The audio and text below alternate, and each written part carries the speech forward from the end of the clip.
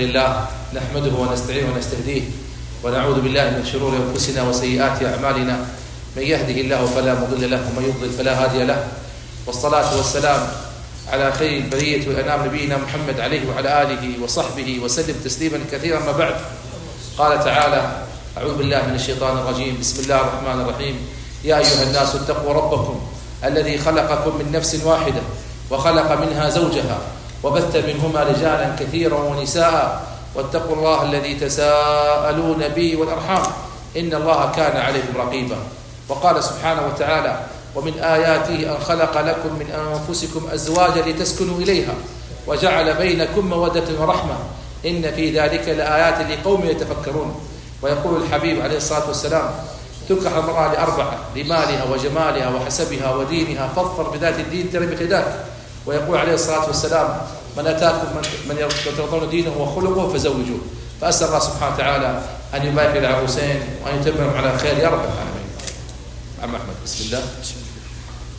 زوجتك ابنتي لجين على كتاب الله وعلى سنة رسول الله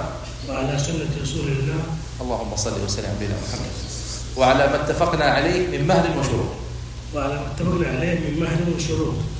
عليه السلام. جاهز؟ فكر العزوية ودعها. الله يبارك لك حبيبي.